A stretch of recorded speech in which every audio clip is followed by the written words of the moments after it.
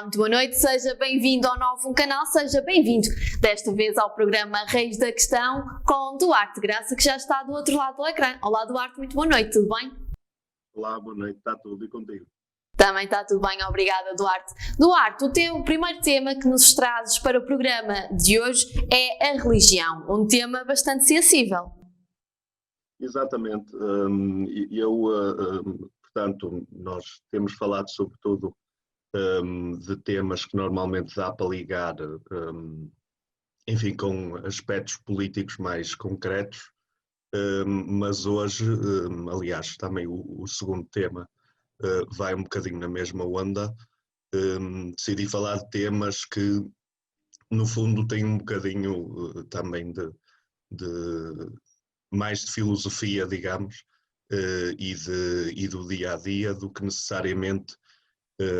temas políticos concretos, mas de qualquer forma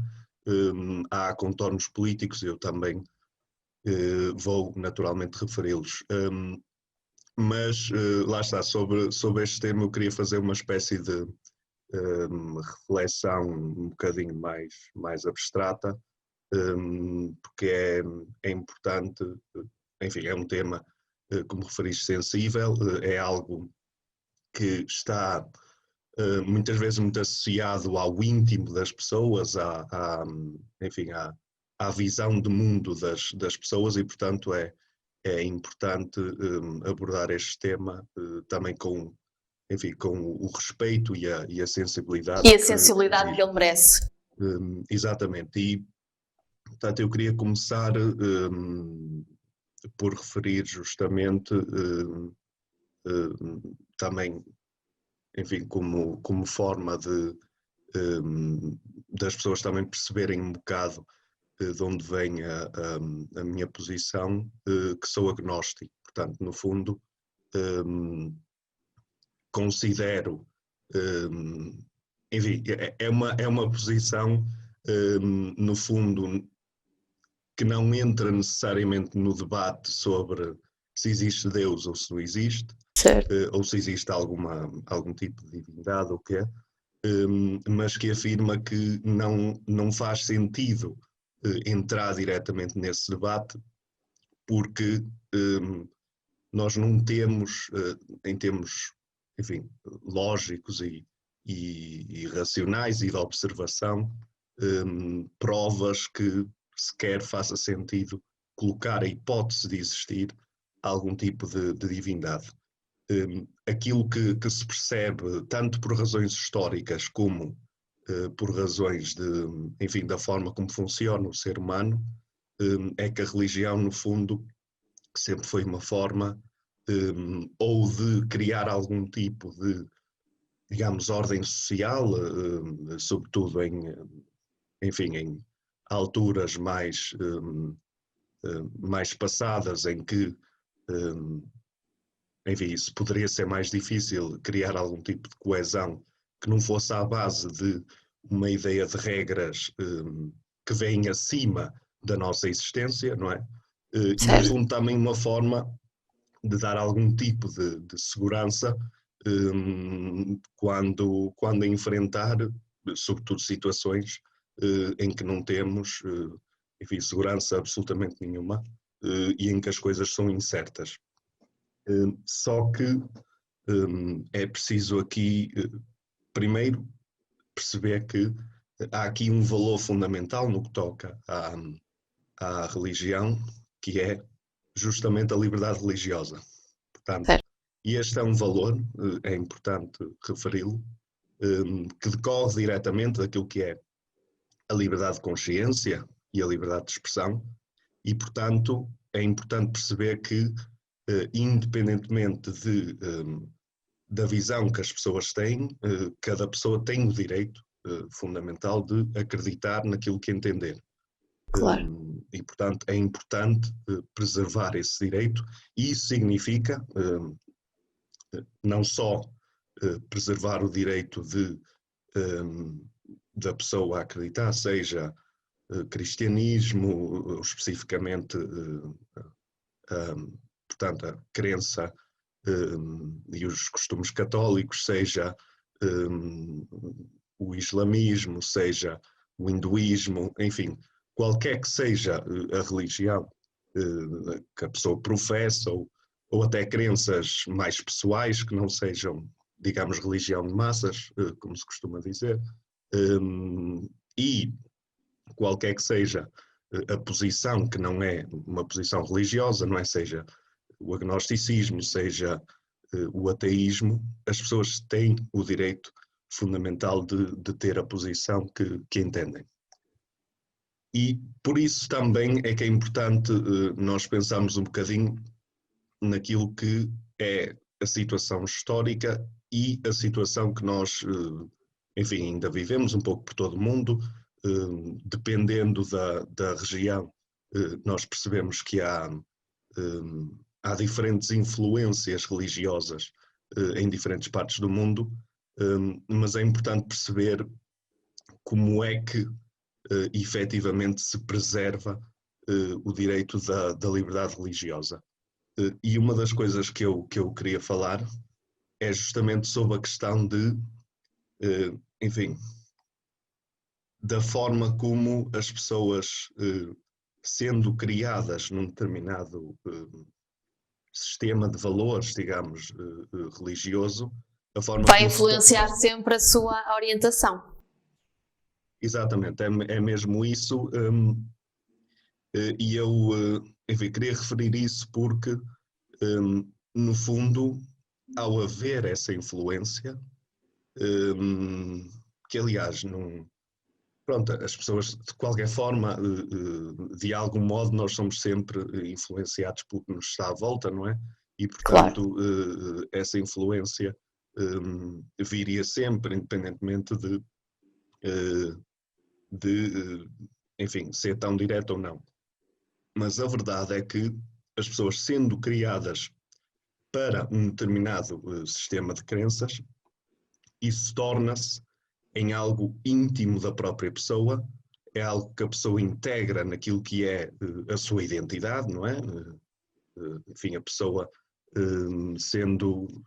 a maior parte das pessoas que é criada ou como cristã, ou como muçulmana, ou como, enfim, hindu ou budista,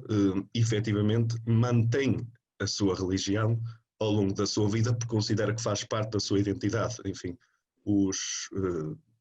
seus pais passaram-lhe esses valores e essas ideias, o meio social em que vivem reforçou a ideia de que, enfim, a crença naquela divindade é algo que faz sentido naturalmente, e, portanto, é preciso perceber que isto, de certa forma, acaba por colocar alguma restrição àquilo que é o direito fundamental da pessoa, porque é uma influência, no fundo é aquilo que noutros domínios as pessoas têm mais facilidade em chamar de doutrinação, como por exemplo no sentido político, não é? Se nós, enfim, pensarmos que se alguém desde muito cedo é colocado, no fundo, direcionada para um determinado sentido e orientação política, acho que boa parte das pessoas ficaria incomodada nesse sentido, porque efetivamente isso pode constituir uma influência que vai para além daquilo que é razoável. Mas o mesmo temos que aplicar em termos da dimensão religiosa, porque efetivamente a pessoa, a liberdade religiosa pode ficar em causa a partir do momento em que há uma influência que no fundo afeta uma pessoa e a pessoa carrega ao longo da sua vida, porque em vez de ser uma questão de escolha, há um ponto de partida, que é precisamente o sistema de crenças com que a pessoa cresceu, que as pessoas mais próximas em quem confia lhe passaram, e portanto vai querer manter esse sistema de crenças. E muitas vezes, Duarte, peço desculpa interromper, muitas vezes quando somos criados nesse ambiente e depois ao longo da vida, por algum motivo, deixamos de acreditar ou nos afastamos, depois gera conflitos entre famílias. Muitas vezes vê-se isso entre pais e filhos, que depois são situações complicadas de resolver, porque os pais muitas vezes não entendem como é que eu eduquei o meu filho desta forma e ele agora está a pensar uma coisa que é completamente diferente. Exatamente, é mesmo isso. Depois há, de certa forma, cria-se uma intolerância no sentido em que as pessoas, Exatamente. como isso está intimamente associado à forma como as pessoas criam os filhos, no fundo depois se os filhos abandonam esse sistema de crenças, como estavas a referir, os pais no fundo acham que de certa forma estão a rejeitar aquilo que foi o seu trabalho a educar as crianças e os valores que esperavam que partilhassem. Mas lá está, é importante perceber que a liberdade religiosa é um valor fundamental e isso significa tanto que não deve haver influências excessivas e, portanto, acho que toda a gente tem que perceber que uma coisa enfim, criar os filhos, é passar às novas gerações determinados valores que devem ser comuns, como, lá está, os valores das várias formas de liberdade, mas outra coisa é passar-lhes uma visão de mundo que necessariamente, porque essa é, no fundo, a essência da religião, é algo que, enfim, não pode ser provado, é algo que tem muito mais a ver com o íntimo das pessoas, com o íntimo psicológico das pessoas,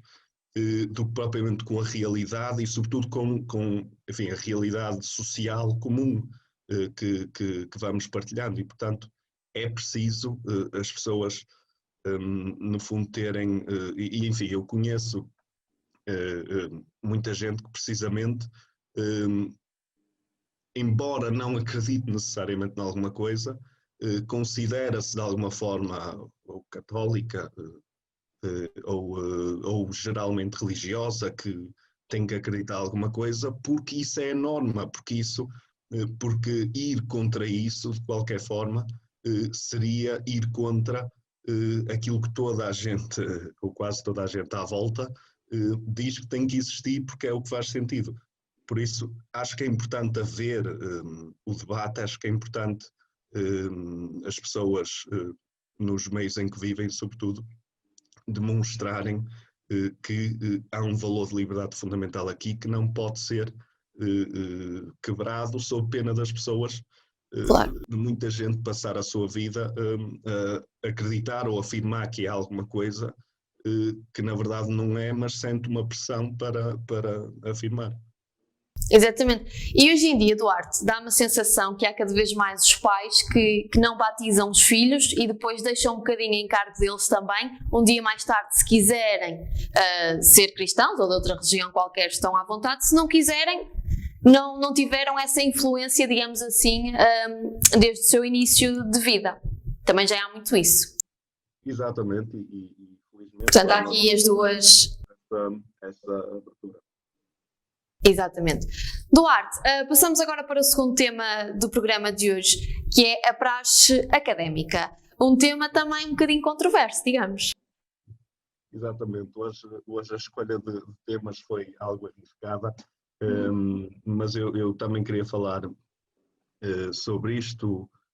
sobretudo porque ainda esta semana estava a ter uma discussão e um debate com os amigos sobre isto, e é verdadeiramente, a par da questão da religião, uma questão muito complexa e sensível, precisamente porque a generalidade das pessoas que estão envolvidas na praxe e que, enfim, seguem essa, no fundo, tradição académica, embora esteja em disputa, porque em boa parte do país é uma coisa relativamente recente, portanto não tem necessariamente antecedentes históricos fora no fundo, da Universidade de Coimbra, mas de qualquer forma as pessoas que passam por isso em geral sentem que o debate de certa forma está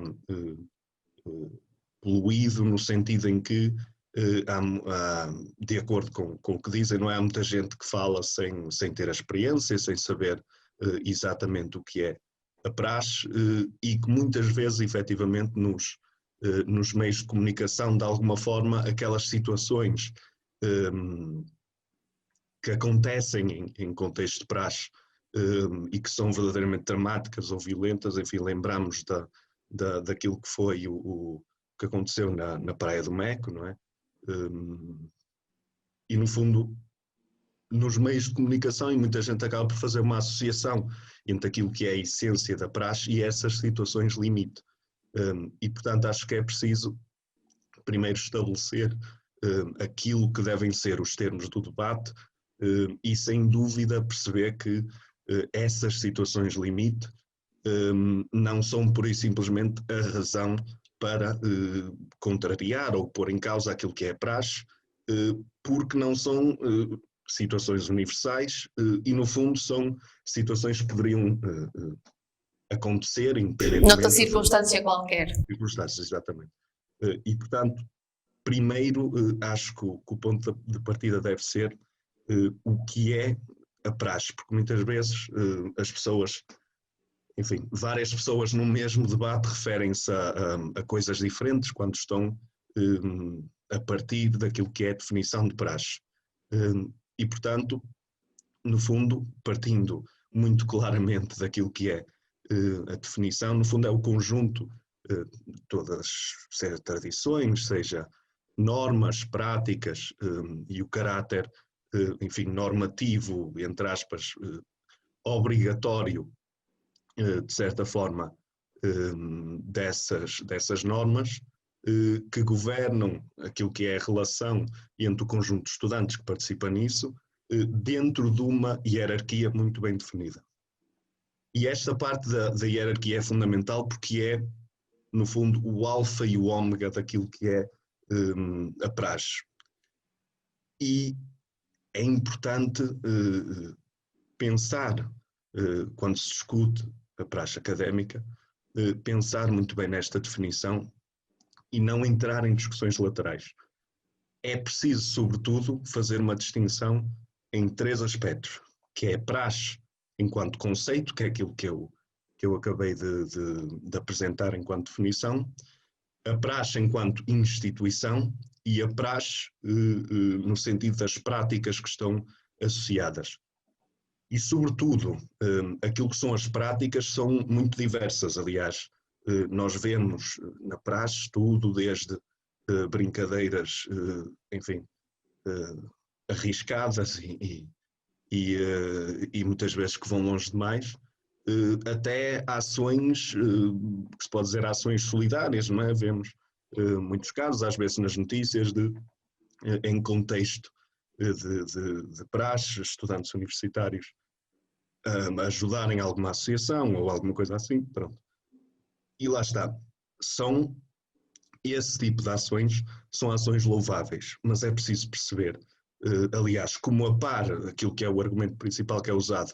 que é a questão de a praxe ser importante para a integração dos estudantes universitários, para a orientação dos estudantes no seu percurso académico e um pouco lançar as bases para a sua vida futura, a sua vida profissional. Só que é preciso perceber que estes objetivos da integração e da orientação não se atingem apenas pela praxe. E, portanto, isso é o ponto de partida para perceber que é legítimo questionar se a praxe é algo que faz sentido ou não, precisamente porque aquilo que dizem ser os seus objetivos podem ser atingidos de outras formas. Nós temos, há todo um leque de participação estudantil nas universidades e nas instituições de ensino superior em geral, em que os estudantes se podem envolver, seja associações de estudantes, seja núcleos de estudantes, seja as tunas, enfim, grupos universitários de várias natureza, cultural, artística, o que for, e portanto estes objetivos podem muito bem ser atingidos sem a praxe. E agora, qual é o fundamental que está associado à praxe académica? É precisamente a questão da criação de uma hierarquia artificial que, no fundo, normaliza muitas vezes algo,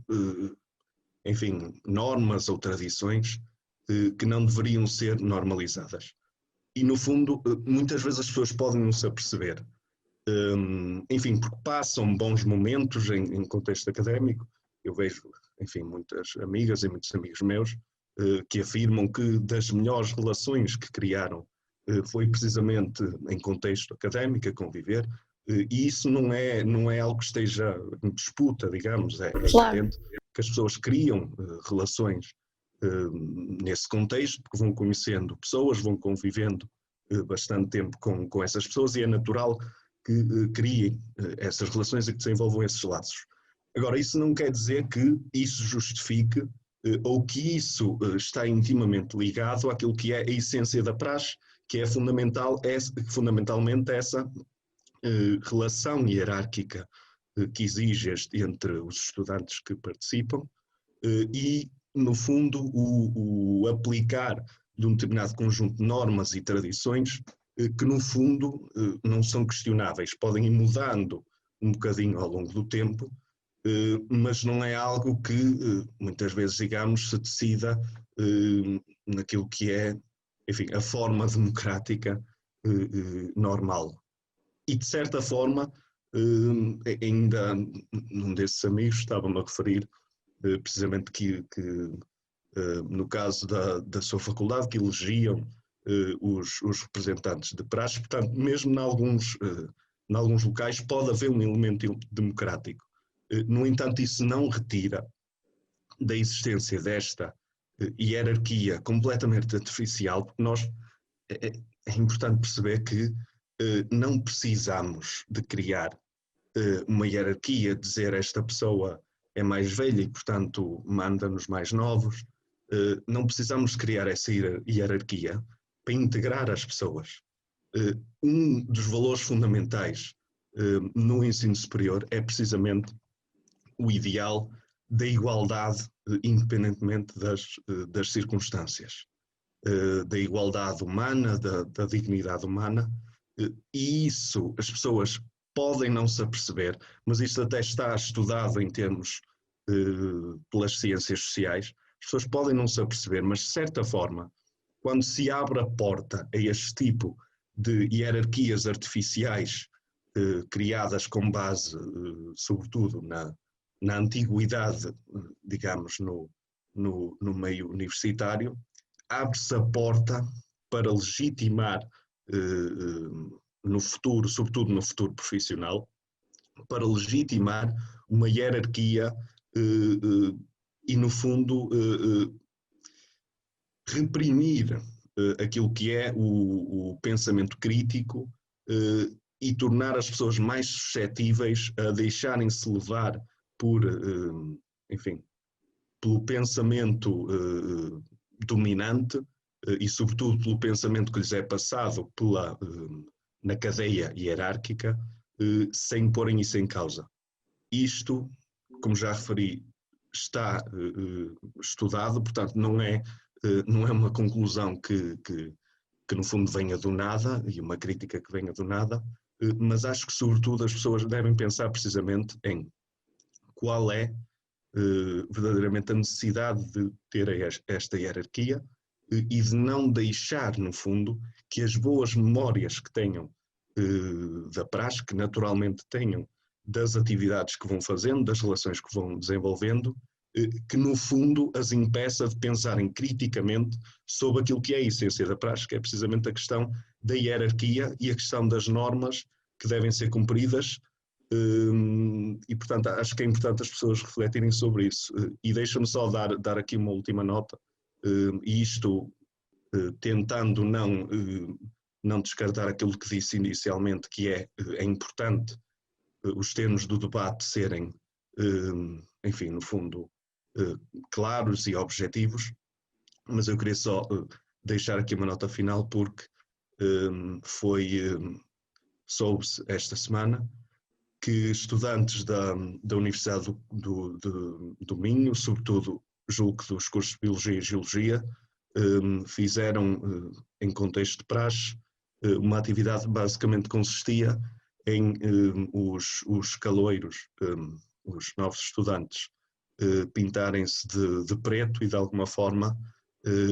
enfim, mimetizarem e fazerem cânticos, digamos, vestidos dessa forma. E, portanto, isto não, é importante dizer mais uma vez, isto não vai de encontro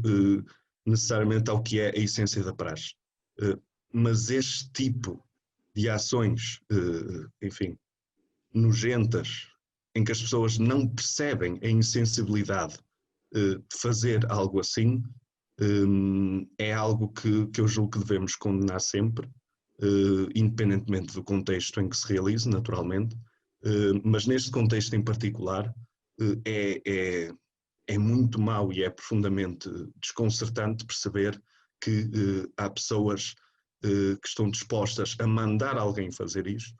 e perceber que muitas vezes as pessoas e estes novos estudantes se deixem levar e aceitem fazer uma coisa destas, participar numa atividade que vai contra aquilo que são valores fundamentais da nossa vida em sociedade, como o respeito pelas pessoas, independentemente daquilo que sejam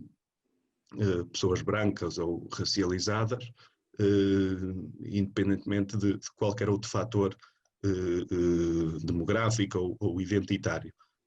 E, portanto, é importante condenar este tipo de situações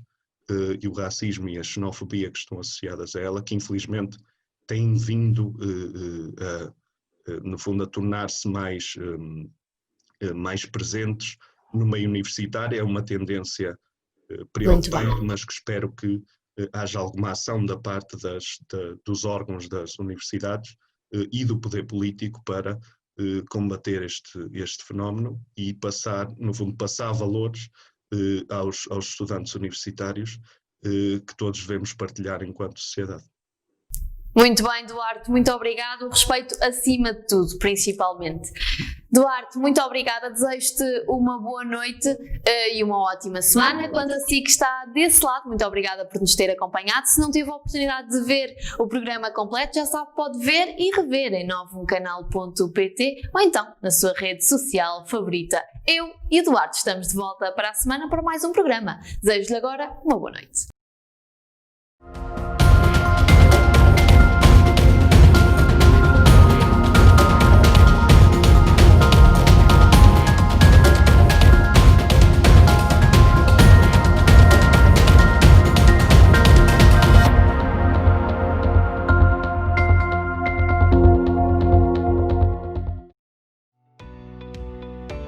Novum Canal,